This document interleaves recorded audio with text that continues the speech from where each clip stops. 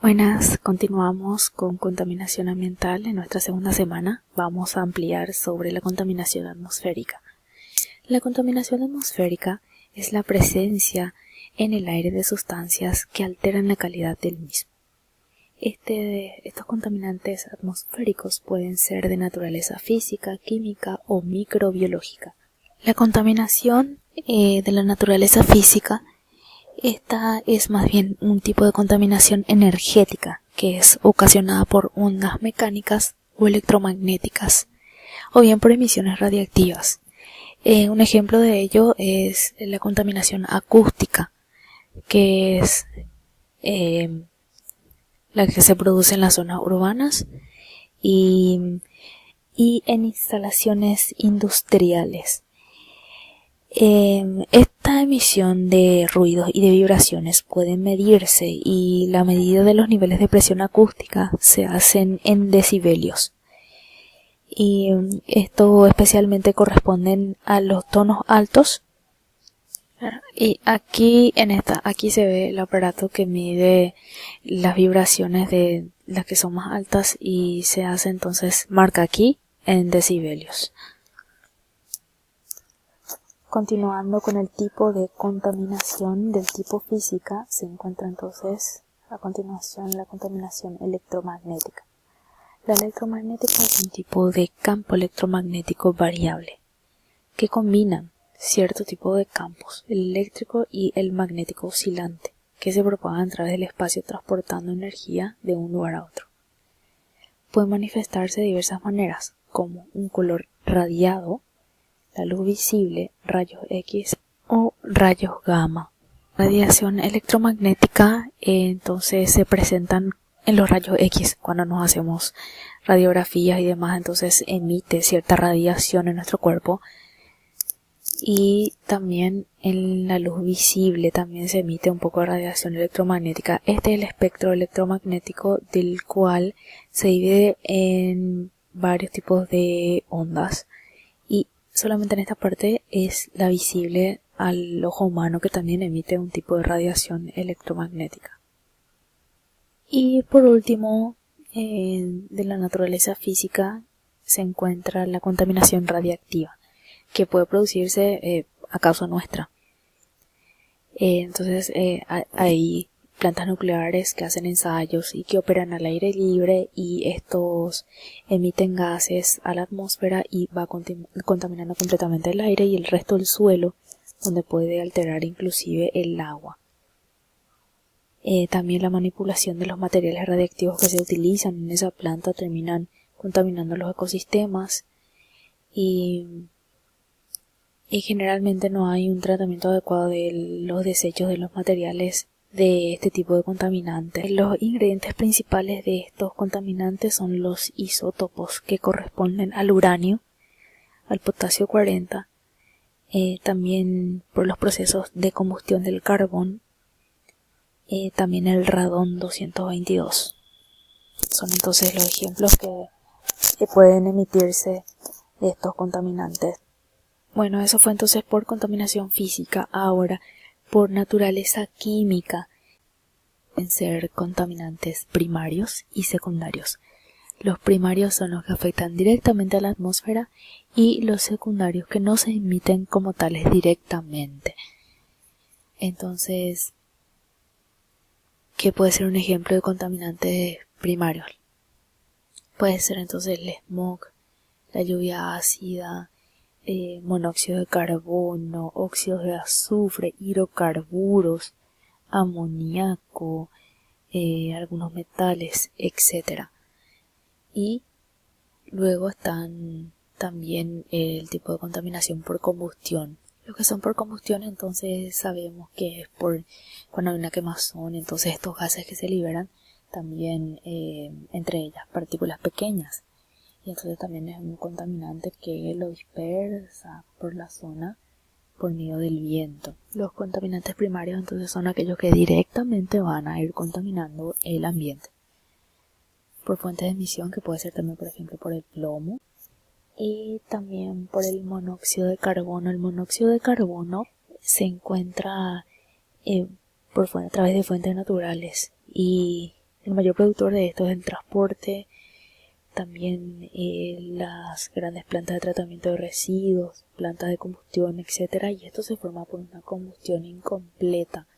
Y una forma de eliminar el monóxido de carbono del ambiente es a través de la absorción de plantas superiores que pueden absorber, tienen esa capacidad en realidad de absorber monóxido de carbono, y también ciertos hongos que existen en el suelo. A este proceso de absorción a través de lo que la naturaleza tiene se lo llama eliminación biológica. También otro ejemplo es el óxido de azufre. El óxido de azufre reacciona rápidamente con la humedad. Es un gas incoloro. Estas son originadas fundamentalmente por la combustión de carburantes que contienen azufre. Entonces podría ser en la producción de energía, los focos industriales de combustión o de calefacciones domésticas. Los vehículos que contribuyen en mayor medida son los que poseen motores diésel. Los efectos principales de los óxidos de azufre son los causantes de la lluvia ácida. Los óxidos de azufre como tales pueden ocasionar problemas sobre los ecosistemas durante cortos periodos, que pueden originar en las plantas áreas muertas, en las hojas especialmente. Los daños que produce esto dependen de las condiciones ambientales, como la humedad, la temperatura, nivel de nutrientes, etc. También en los animales o en el hombre pueden ejercer efectos nocivos, principalmente irritación en los ojos, en el sistema respiratorio, y así como las plantas les hace daño, a nosotros también nos pueden hacer daño el efecto del óxido de azufre a través de la lluvia ácida. Este término de lluvia ácida se refiere estrictamente a la deposición húmeda de sustancias de carácter ácido. También se incluye bajo esa denominación la deposición seca de especies de carácter ácido, y el conjunto de ambas constituiría la llamada deposición ácida. Por último, los hidrocarburos. Los hidrocarburos son contaminantes primarios del aire y se emiten directamente a la atmósfera. Bueno, estos hidrocarburos que se emiten pueden ser saturados e insaturados. El metano, que es uno de los que está presente en mayor cantidad. Los principales focos de emisiones del metano son distintos del resto de los hidrocarburos. Y esta distribución del metano da la contribución para el efecto invernadero. Esto es una pequeña imagen de lo que representa el efecto invernadero. El calor entonces se queda atrapado aquí por el exceso del dióxido de carbono, que fue a través de la combustión del metano. Entonces el calor queda atrapado aquí y la radiación solar es absorbida por la Tierra, y el calentamiento se extiende hacia los océanos, que genera vapor, que se suma al calor atrapado justamente por el exceso del dióxido de carbono. Este es el metano, el hidrocarburo, que al juntarse con el oxígeno libera dióxido de carbono y agua, y este dióxido de carbono es el que queda atrapado en una de las capas. Aquí queda entonces atrapado ese dióxido de carbono de la combustión del metano con el oxígeno, liberando entonces este dióxido de carbono que se queda atrapado en la atmósfera. Y volviendo un poquito con el ejemplo de la lluvia ácida, que es causante entonces de los óxidos de azufre. Bueno, sabemos entonces que las emisiones van a ser de vehículos, de centrales energéticas de fábricas, y esto se convierte entonces en ácido sulfúrico. Dice ácido sulfúrico, ¿por qué? Porque esta es la reacción del óxido de azufre que se junta con el agua, y aquí se forma entonces el ácido sulfúrico, y el ácido sulfúrico es entonces el que se queda atrapado entre las nubes, ¿sí? Bueno, entonces lo que sucede entonces con la lluvia ácida son gotitas que caen de la reacción que ocurrió entonces con el óxido de azufre, y esto produce una acidificación del agua y demás. Aquí Entonces está el resumen, ¿sí? La emisión de la combustión de los automóviles, de las industrias. Aquí está. El óxido de azufre con el agua se forma entonces ácido sulfúrico. Y esto es lo que gotea entonces con la lluvia y por lo tanto se le llama lluvia ácida por el contenido de azufre y se vuelve ácido, generalmente el agua. Y también las partículas son contaminantes. Pueden clasificarse como primarias y secundarias. Las primarias son aquellas que se emiten directamente, ya sea como polvo, suspensión, causado por el viento, partículas de humo emitidos, por ejemplo, de una combustión, o sea, producido en una chimenea o de una fogata, etc. Y las partículas secundarias que son producidas en la atmósfera mismo. Las secundarias son principalmente entonces partículas mucho más pequeñas. Las primarias son de todos los tamaños y las secundarias son principalmente más pequeñas. O sea, se produce ya entonces en la reacción gaseosa y aquí entonces se forman pequeñas partículas. Y ahora, ¿cómo se mide toda esa contaminación? La emisión de contaminación, ¿cómo se mide?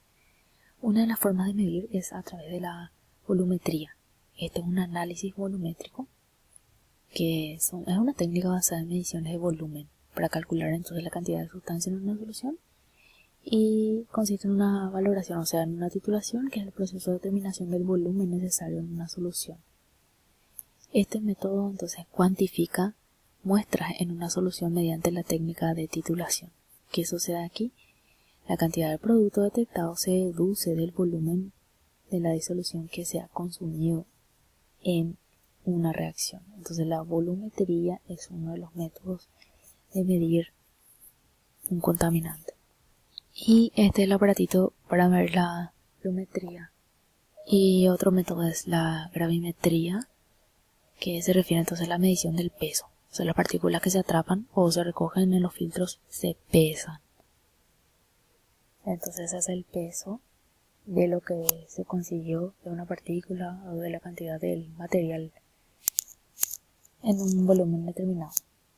Y luego está la fotometría, que entonces esto mide los rayos UV, o sea, la emisión de la luz solar.